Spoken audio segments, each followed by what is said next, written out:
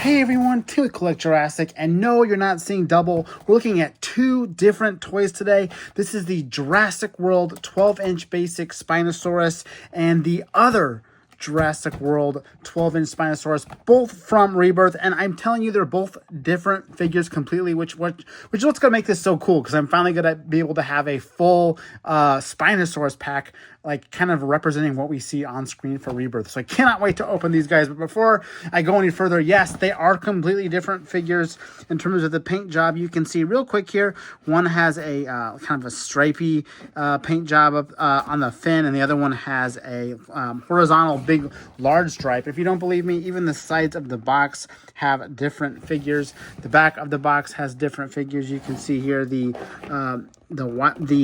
horizontal stripes versus the vertical stripes here.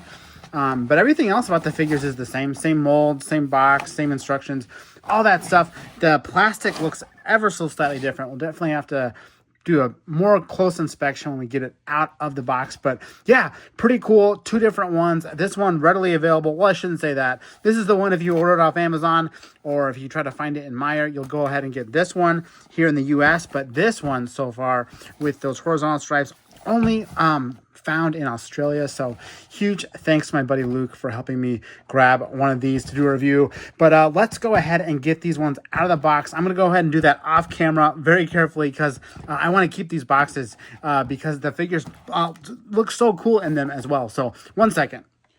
All right, and here is both figures out of the box, and oh my gosh, these are really cool. Even just by themselves, not even comparing them to the more feature-heavy Mattel Spinosaurus figures. This sculpt is so much fun. It is the same sculpt across both figures, but you can see it's got these cool like wrinkles on the legs, which I think is super fun. Basically, anything below the waterline has a bunch of wrinkles.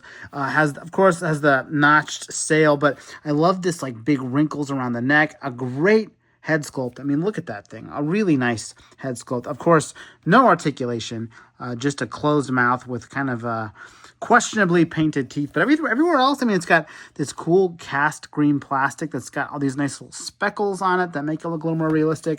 Then, of course, the stripes on that too. So you can see some of that speckling in the tail, even a little better. But yeah, articulation is really just limited to a tail on a ball joint, which I love that just pops out. Love that. Just pops out, but you can rotate that any which way. And then the feet, of course, are on kind of like a ratchet, so you can push them up, or you can push them sort of down. Oh, you can. This leg goes pretty far down. This one doesn't go very far, but yeah, so you can kind of do a running pose if you want. A couple different things you can do, and then of course the arms go up and down too. But other than that, that's pretty much all the articulation you're going to get on this basic sculpt. Of course, that's the US version that I got there with the vertical stripes, but the horizontal stripe version over here, you can see has a much lighter plastic, a little more contrast on the head there. Even I love how you can see this big like hanging flap of skin underneath its jaw. It's just a really, again, a very cool looking mold they did for this basic figure. I mean, worth picking up alone for that, whatever version you get. I mean, this is a very cool silhouette of Rebirth's Spinosaurus, which I was a huge fan of, hence me tracking down all these figures. I think that it's such a cool design. I mean, the JP3 Spinosaurus, I know people love that one, but something about this one really does it for me. And of course, these horizontal stripes are super cool, because this guy gets some pretty serious kills in the movie, actually, I think, the horizontal stripe one. So being able to own him in particular is super fun. I love how they're just a little bit different with the color of their plastic, the way they painted them, and of course those sails just makes them very, very unique. And if you want, you can kind of do different poses to make them feel that much different. But yeah, a nice little Spinosaur pairing here of 12-inch figures. I love it. Again, they're 12-inch, so they're a little bit, I guess, I mean, I think they're probably perfectly sized, actually, for what we see in the movie. You know, they're not huge in the movie, so that looks pretty good next to Loomis. Of course, we can get another Spinosaurus in here, and this one looks right at home with these three, I think.